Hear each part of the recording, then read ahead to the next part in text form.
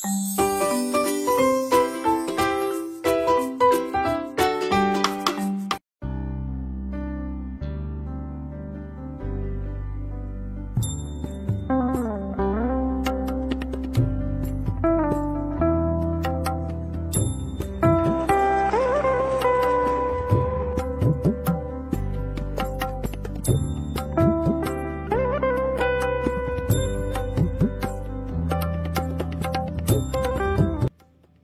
Hello friends, welcome back to my channel middle class life style.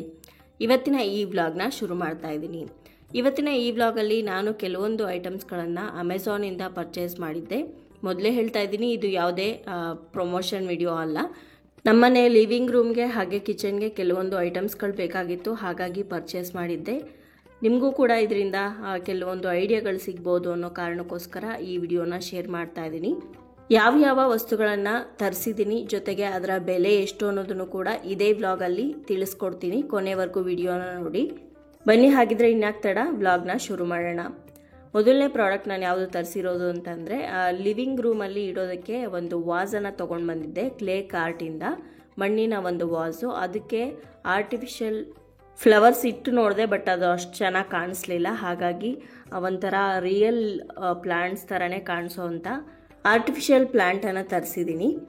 ಇದರಲ್ಲಿ ನಿಮಗೆ leaves ಹಾಗೆ stick ಸಪ್ರೇಟಾಗಿ ಕೊಟ್ಟಿರ್ತಾರೆ. ನೀವೇ ಲೀವ್ಸನ್ನು ಅಟ್ಯಾಚ್ ಮಾಡಬೇಕಾಗತ್ತೆ. ಇದರ ರೇಟು ಬಂದು 189 ರುಪೀಸ್ ಇತ್ತು.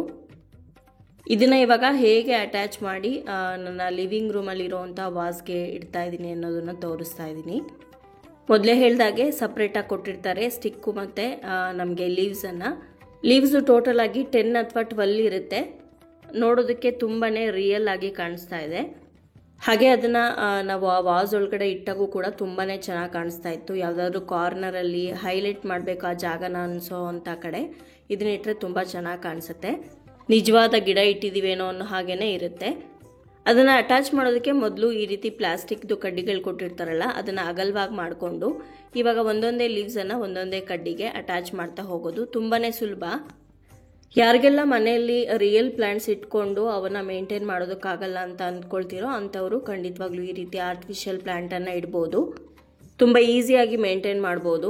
ರಿಯಲ್ ಪ್ಲಾಂಟ್ಸ್ಗಾದರೆ ಅವಾಗವಾಗ ನೀರು ಹಾಕ್ತಾ ಇರಬೇಕು, ಹಾಗೆ ಬಿಸಿಲಿಗೆ ಇಡ್ತಾ ಇರಬೇಕು, ಸ್ಪ್ರೇ ಮಾಡ್ತಾ ಇರಬೇಕಾಗತ್ತೆ. ಅದರ ಲೀವ್ಸ್ ಎಲ್ಲ ಕ್ಲೀನ್ ಮಾಡ್ತಾ ಇರಬೇಕು. ಕೆಲವೊಂದು ಸಲ ಅದು ಒಳಗಡೆಗೆ ಅಡ್ಜಸ್ಟ್ ಆಗೋದಿಲ್ಲ ಇಂಡೋರ್ಗೆ.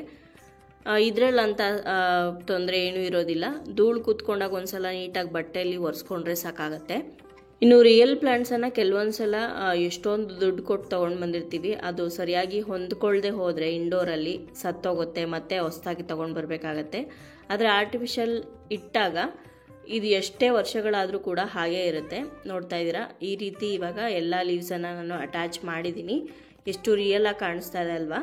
ಇದನ್ನೇ ಇವಾಗ ಈ ಒಂದು ಮಣ್ಣಿನ ವಾಸ್ ಒಳಗಡೆ ಇಡ್ತಾ ಇದ್ದೀನಿ. ವಾಸ್ ಒಳಗಡೆ ಫುಲ್ ಖಾಲಿ ಇರೋದ್ರಿಂದ ಫುಲ್ ಒಳಗಡೆ ಹೊರಟೋಗುತ್ತೆ ಅಂತ ನಾನು ನ್ಯೂಸ್ ಪೇಪರ್ಗಳನ್ನ ಹಾಕಿದ್ದೀನಿ. ಯಾಕಂದರೆ ಇದಕ್ಕೂ ಮುಂಚೆ ನಾನು ಉದ್ದಕ್ಕಿರೋವಂಥ ಫ್ಲವರ್ಸ್ ಇಟ್ಟಿದ್ದೆ, ಅದು ಒಳಗಡೆ ಹೊರಟೋಗ್ತಾ ಇತ್ತು. ಹಾಗಾಗಿ ಇದೇನು ಒಳಗಡೆ ಹೋಗೋದಿಲ್ಲ, ಆದರೂ ಕೂಡ ನ್ಯೂಸ್ ಪೇಪರ್ ಇರಲಿ ಅಂತ ಅಂದ್ಬಿಟ್ಟು ಹಾಗೆ ಬಿಟ್ಟಿದ್ದೀನಿ. ನ್ಯೂಸ್ ಪೇಪರ್ ಇದ್ದರೆ ಒಳಗಡೆ ಎಲ್ಲ ಧೂಳಾಗೋದಿಲ್ಲ ಅಂತ. ಜೊತೆಗೆ ಅದು ತುಂಬಾ ಚೆನ್ನಾಗಿ ಕಾಣಿಸ್ತಾ ಇತ್ತು. 189 ರುಪೀಸ್ಗೆ ವರ್ತ್ ಅಂತ ಅನ್ನಿಸ್ತು.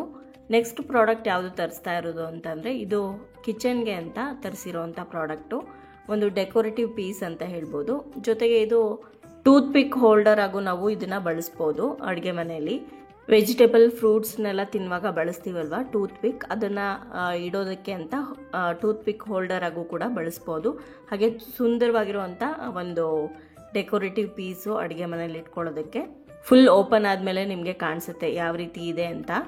ಅದು ಓಪನ್ ಮಾಡಿ ನೋಡಿದ ತಕ್ಷಣ ನನಗೆ ತುಂಬಾ ಖುಷಿ ಆಗೋಯ್ತು. ತುಂಬಾ ಕ್ಯೂಟಾಗಿತ್ತು ಆ ಒಂದು ಡೆಕೋರೇಟಿವ್ ಪೀಸು.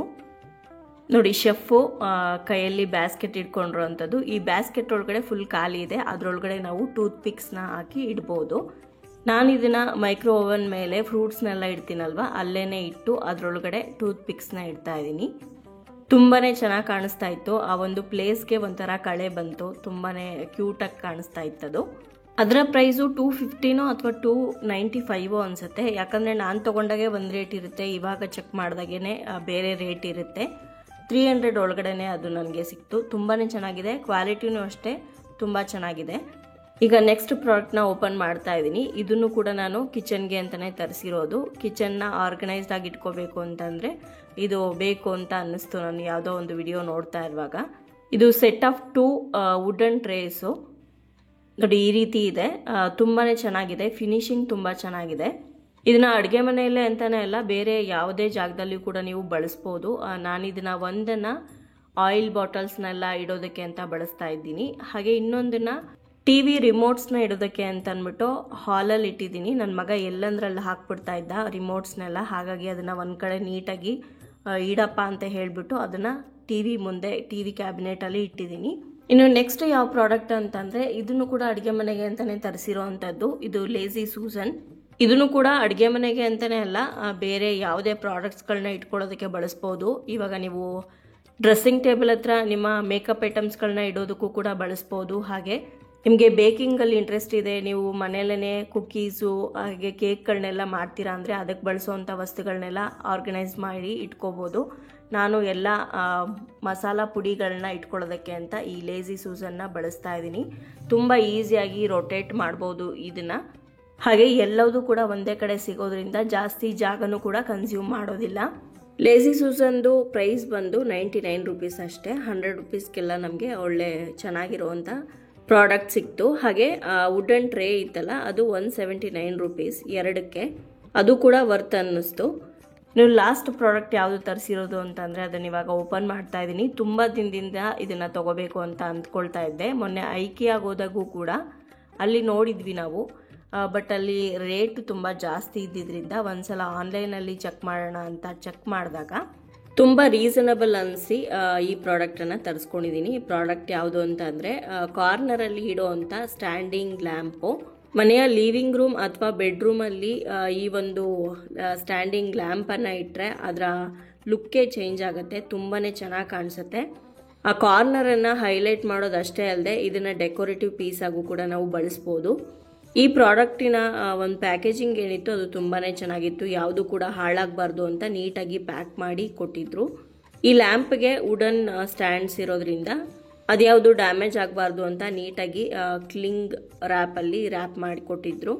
ಹಾಗೆ ಅದನ್ನು ಜಾಯಿಂಟ್ ಮಾಡೋದಕ್ಕೆ ಅಂತ ಅಂದ್ಬಿಟ್ಟು ಸ್ಕ್ರೂಗಳನ್ನು ಕೂಡ ಅವರೇ ಕಳಿಸ್ಕೊಟ್ಟಿದ್ರು.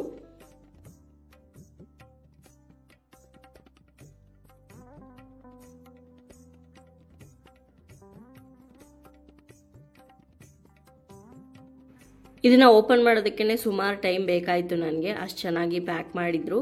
ಯಾಕಂದರೆ ವುಡನ್ ಆಗಿರೋದ್ರಿಂದ ತುಂಬಾ ಬೇಗ ಹಾಳಾಗ್ಬಿಡುತ್ತೆ. ಹೇಗಂದರೆ ಹಾಗೆ ನಾವು ಕ್ಯಾರಿ ಮಾಡಿದ್ರೆ ಈ ರೀತಿ ಒಂದ್ರ ಮೇಲೆ ಒಂದಿಟ್ಟು ಸ್ಕ್ರೂನ ಇಟ್ಟು ಅದನ್ನು ಫಿಟ್ ಮಾಡಬೇಕಾಗತ್ತೆ. ಫುಲ್ ದೊಡ್ಡದು ಕೆಳಗಡೆ, ಹಾಗೆ ಮೀಡಿಯಮ್ ಸೈಜ್ದು ಅದರ ಮೇಲೆ, ಸ್ಮಾಲ್ ಸೈಜ್ದು ಫುಲ್ ಮೇಲ್ಗಡೆ ಇಟ್ಟು ಹೋಲು ಹಾಗೆ ಸ್ಕ್ರೂ ಎಲ್ಲ ಅವರೇ ಕೊಟ್ಟಿರ್ತಾರೆ. ಅದಕ್ಕೆ ನಾವು ಹಾಕ್ಕೊಂಡು ಫಿಕ್ಸ್ ಮಾಡ್ಕೋಬೇಕಷ್ಟೆ. ತುಂಬ ಈಸಿಯಾಗಿ ಫಿಟ್ ಮಾಡ್ಕೋಬೋದು.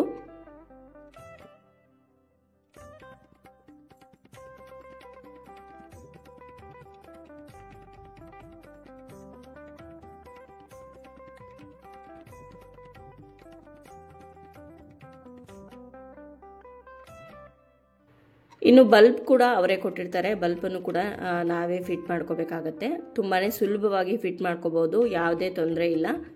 ಇವಾಗ ಸ್ಟ್ಯಾಂಡಿಂಗ್ ಲ್ಯಾಂಪ್ ಅಥವಾ ಕಾರ್ನರ್ ಲ್ಯಾಂಪ್ ರೆಡಿ ಆಗಿದೆ. ಇದನ್ನು ಇವಾಗ ನಮ್ಮ TV ಪಕ್ಕದಲ್ಲೇ ಕಾರ್ನರ್ ಇದೆಯಲ್ಲ ಅಲ್ಲಿಟ್ಟು ಆ ಪ್ಲೇಸನ್ನು ಹೈಲೈಟ್ ಮಾಡ್ತಾ ಇದ್ದೀವಿ. ಜೊತೆಗೆ 3 ಸ್ಟೆಪ್ ಇರೋದ್ರಿಂದ ಅಲ್ಲಿ ನಾವು ಏನಾದರೂ ಗಿಡಗಳು ಅಥವಾ ಡೆಕೋರೇಟಿವ್ ಪೀಸನ್ನು ಇಟ್ಟು ಅಲಂಕಾರ ಮಾಡ್ಕೋಬೋದು. ಅದರ ಲ್ಯಾಂಪ್ ಮೇಲಿರುವಂಥ ಕವರ್ನ ನಾನು ತೆಗಿಯೋದಕ್ಕೆ ಹೋಗಿಲ್ಲ, ಧೂಳೆಲ್ಲ ಕೂತ್ಕೊಳ್ಳುತ್ತೆ ಅಂತ. ಗಲೀಜಾದಾಗ ಕವರ್ ಮಾತ್ರ ಚೇಂಜ್ ಮಾಡ್ಕೊಳ್ಳೋಣ ಅಂದ್ಕೊಂಡಿದ್ದೀನಿ. ಫಸ್ಟು ಒಂದು ಸ್ಟೆಪ್ ಏನಿದೆ ಅದರಲ್ಲಿ ಚಿಕ್ಕದಾಗಿರುವಂಥ ಆರ್ಟಿಫಿಷಿಯಲ್ ಪ್ಯಾಂಟನ್ನು ಇಟ್ಟಿದ್ದೀನಿ. ಹಾಗೆ ಸೆಕೆಂಡ್ ಸ್ಟೆಪ್ಪಲ್ಲಿ ಬುಕ್ಸನ್ನು ಇಟ್ಟಿದ್ದೀನಿ. ಇನ್ನು ಕೊನೆ ಸ್ಟೆಪ್ಪಲ್ಲಿ ನಿಜವಾಗಿರುವಂಥ ಗಿಡನೇ, ಚೆನ್ನಾಗಿರೋ ಒಂದು ಪ್ಲ್ಯಾಂಟರಲ್ಲಿ ಹಾಕಿರುವಂಥ ಗಿಡನ ಇಟ್ಕೊಳ್ಳೋಣ ಅಂತ ಮೊದಲು ಬುದ್ಧದಿಟ್ಟೆ. ಬಟ್ ಅದು ಹೈಟ್ ಜಾಸ್ತಿ ಇರೋದ್ರಿಂದ ಸ್ನೇಕ್ ಪ್ಲ್ಯಾಂಟಿದು ಅಷ್ಟು ಚೆನ್ನಾಗಿ ಕಾಣಿಸ್ತಾ ಇರಲಿಲ್ಲ. ಹಾಗಾಗಿ ಜೇಡ್ ಪ್ಲ್ಯಾಂಟನ್ನು ಇಟ್ಕೊಂಡಿದ್ದೀನಿ. ಇವಾಗ ಓವರ್ ಆಲ್ ಲುಕ್ ಈ ರೀತಿ ಕಾಣಿಸ್ತಾ ಇದೆ ಈ ಕಾರ್ನರ್ದು.